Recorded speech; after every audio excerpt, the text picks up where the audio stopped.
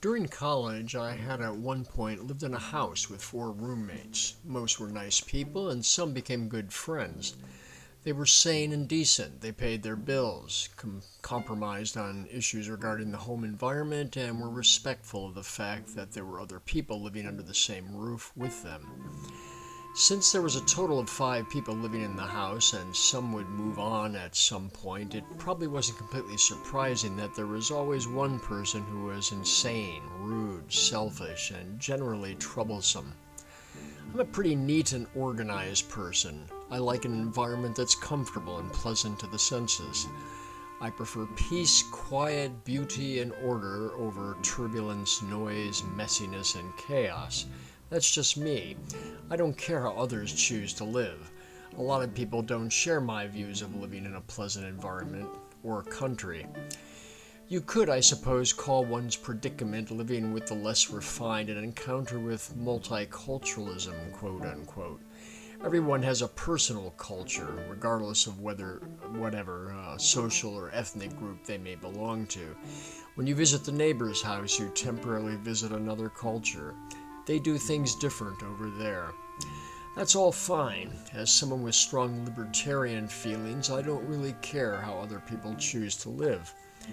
I'm reminded of my encounter with the individual cultures of former roommates as I ponder the insurgent enclave in Seattle, now known as CHOP, C-H-O-P, an institution which is now closing up shop after weeks of filth, chaos, and turmoil, including violence and a few murders.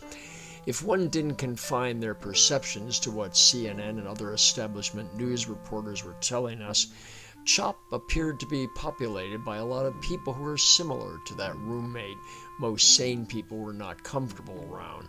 Rude, selfish, and sketchy. A lot of drug addicts, alcoholics, and victims of mental illness, as well as the usual freaks harboring pathological hatred for their parents. The type of people you see in avant-garde coffee shops, unbathed white guys with dreadlocks, culturally appropriated from other suburban pseudo-rebels. They steal your food because they believe in sharing, quote unquote.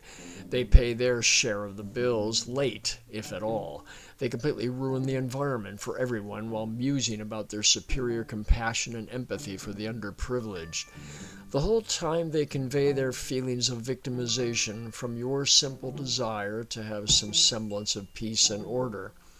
When I remember the kitchen microwave encrusted with eons of exploding lasagna, or look for my portion of butter that the creepy roommate shared with themselves, I immediately recognize the inhabitants of the former autonomous zone in Seattle. Slavs are soft imperialists. While toting their credentials as progressives, they manage to spill their unkempt chaos and dirt into your path while assuming that you should savor their values and conditions. The controversial Canadian psychologist Jordan Peterson notes in his overview of personality types that there are people who naturally prefer order and those who strive for a perpetual lack of equilibrium. On the plus side, this could be called openness. There is no standard in nature that determines one perspective to be better than the other, but it's reasonable that such people would not prefer to be forced into each other's company for an extended period.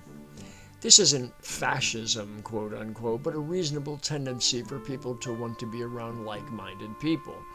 We don't chastise a hippie for avoiding recreational environments frequented by lawyers and upscale business people. We don't look down upon someone using a dating service and stating their preference for X, Y, and Z and not their polar opposites. None of what I've noted is meant to be a commentary on police brutality or injustices that black citizens have encountered in our history.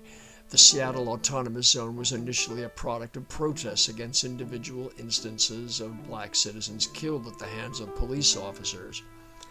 Like any movement that progresses, no pun intended, into mob action, the result has diverged from the initial issue. So it is that Black Lives Matter was initially a justified response to obvious injustices. So many movements, it has now become just another highly funded, established organization with celebrities and corporate giants paying lip service and homage to its title. To read its leaders' take on what they represent, it can accurately be labeled a Marxist movement, self-described, with a host of demands that differ considerably from a mere desire to rectify problems in the criminal justice system. A Marxist, communist movement, the result of their quote-unquote revolutionary fervor would be to enslave all of society to an overbearing state with equally distributed destitution and considerable energy directed at punishing anyone who would dare oppose the new world they imagined they were creating.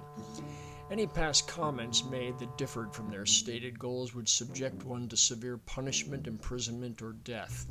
More than a few budding tyrants in Chop's psychopathic mix had made references to the French Revolution's reign of terror. Others simply promise violence and retribution if their demands are not met.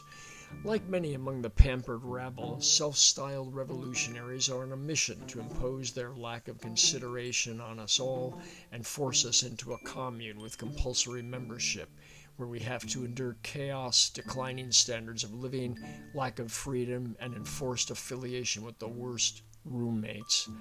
Living standards matter. Justice means never having to say you're sorry for things you never did, and freedom means being able to live in the environment of your choosing.